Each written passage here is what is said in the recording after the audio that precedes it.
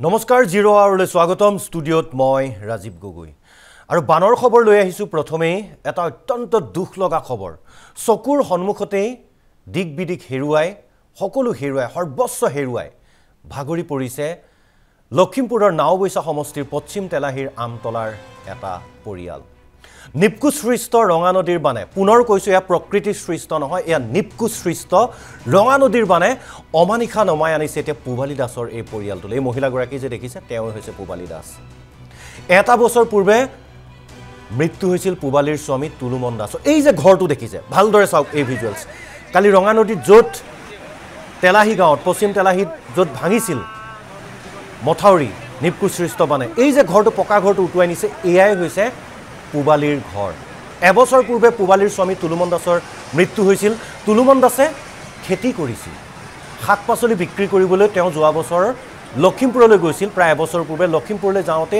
এটা বিশেষ অঘটন সংঘটিত হৈছিল আৰু তুলুমনৰ মৃত্যু হৈছিল আৰু তাৰ পিছত এই ঘৰটোতেই কণমানি দুই সন্তানক সাৱটি আছিল তুলুমনি কিন্তু কালি নিপকু সৃষ্ট বানে সকলো শেষ কৰি দিলে ঘৰটো নিমিষতে শেষ কৰি দিলে জীৱিত কালত তুলুমন দাসে হাৰক মাটি কৰি তেজক পানী কৰি এটকা দুটকাকৈ 10-20 টকাকৈ 100-200 টকাকৈ সাঁচি এই ঘৰটো প্ৰায় 20 বছৰ কষ্ট কৰি সাজিছিল এতিয়া এই কণমানিটোতে কি কৰিব ক'ত থাকিব ভাবিবনে কথাবোৰ নিপকুৱে পানী এৰি দিয়াৰ পূৰ্বে ভাবিবনে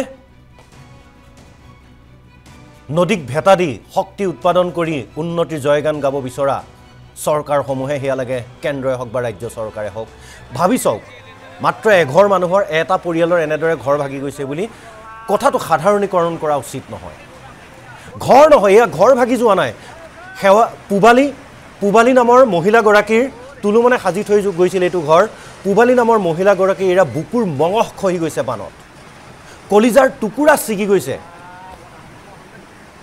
কলিজাৰ টুকুৰা ছিগি গৈছে ঘৰ ভঙা নাই শৰীৰৰ মাংস খহি গৈছে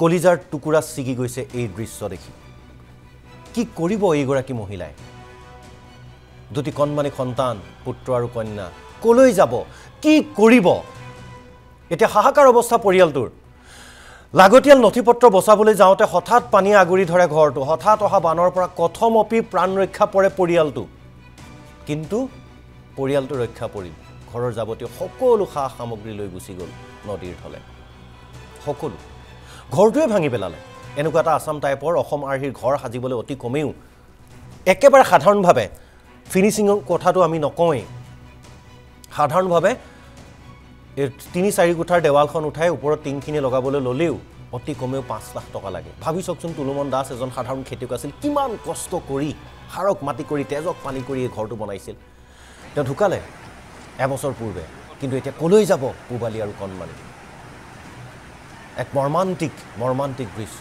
পুবালীৰ কিছু মন্তব্য আছে শুনক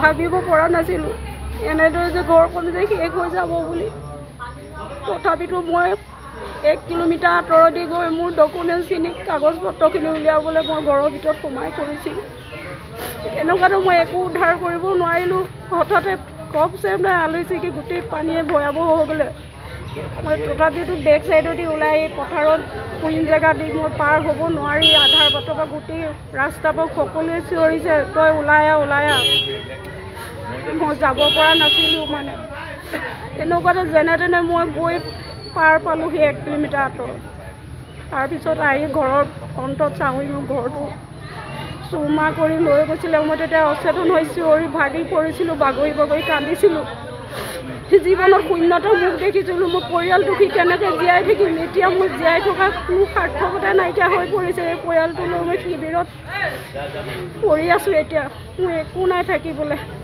কেনেকৈ থাকিম একো বচাব নোৱাৰিলোঁ মই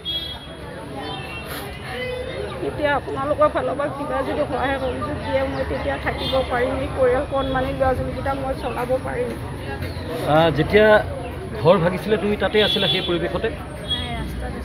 ৰাস্তাত আছিলে। কেনেকুৱা পৰিৱেশ হৈছিলে তাত?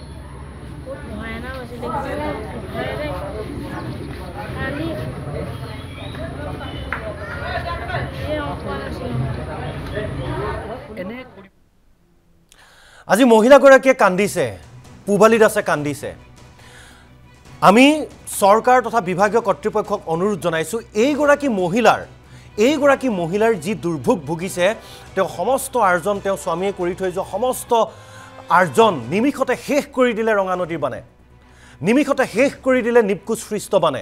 এই পৰিয়ালটোক যদি চৰকাৰে সহায় কৰিব নোৱাৰে, তেতিয়াহ'লে এখন চৰকাৰ থকাৰ অৰ্থই কি? আমি জিলাখনৰ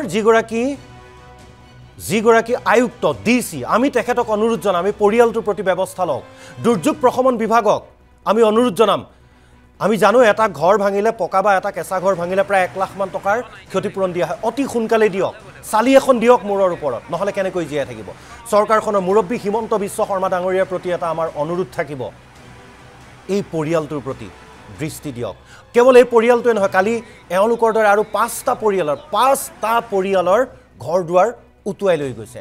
এওঁলোকৰ প্ৰতি চকু দিয়ক, কাৰণ চৰকাৰে কয় আপোনালোকে জাতি মাটি আৰু ভেটিৰ চৰকাৰ। যদি আপোনালোকেই নাচায়, কোনে চাব?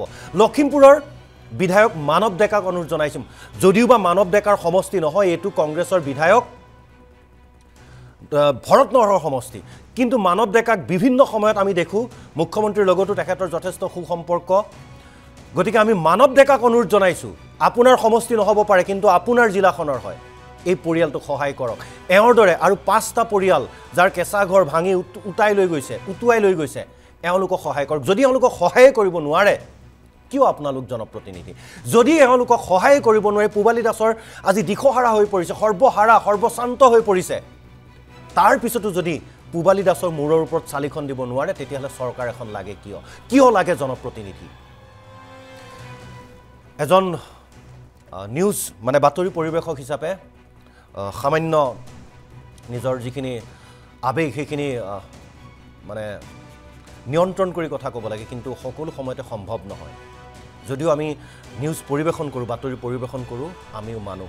কালিৰ পৰাই দৃশ্যটো চাইছে কোনোবা এখিনি মুহূৰ্তত পাহৰি গৈছোঁ যে মই বাতৰি দিয়াহে এজন মানুহ, জাজমেণ্ট দিয়া, বিচাৰ দিয়া মানুহ নহয়। কিন্তু আপোনালোকৰ প্ৰতি অনুৰোধ, চৰকাৰৰ প্ৰতি আমাৰ অনুৰোধ, NB নিউজ পৰিয়ালৰ অনুৰোধ, এই মানুহগৰাকীৰ চকু পানী যদি আপোনালোকে মচিব নোৱাৰে, এই মানুহগৰাকীৰ সন্তান দুটিৰ মূৰৰ ওপৰত যদি চালি দিব নোৱাৰে, তেতিয়াহ'লে হাজাৰবাৰ কম, কিয় লাগে আমাক চৰকাৰ, কিয় লাগে আমাক প্ৰশাসন, কিয় লাগে আমাক জনপ্ৰতিনিধি?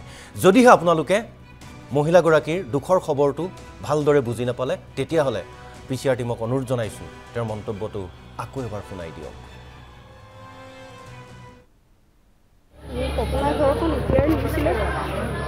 ভাবিব পৰা নাছিলোঁ এনেদৰে যে ঘৰখন যে শেষ হৈ যাব বুলি। তথাপিতো মই 1 কিলোমিটাৰ আঁতৰদি গৈ মোৰ ডকুমেণ্টছখিনি, কাগজ পত্ৰখিনি উলিয়াবলৈ মই ঘৰৰ ভিতৰত সোমাই কৰিছিলোঁ। এনেকুৱাতো মই একো উদ্ধাৰ কৰিব নোৱাৰিলোঁ। হঠাতে কপচে আলহী গোটেই পানীয়ে ভয়াৱহ হৈ গ'লে, মই তথাপিতো বেক চাইডেদি ওলাই পথাৰত কুইন জেগা দি মই পাৰ হ'ব নোৱাৰি, আধাৰ বাটৰ পৰা গোটেই ৰাস্তাৰ পৰা সকলোৱে চিঞৰিছে, তই ওলাই আহ। মই যাব পৰা নাছিলোঁ মানে। এনেকুৱাতে যেনে তেনে মই গৈ পাৰ পালোঁ সেই 1 কিলোমিটাৰ আঁতৰত।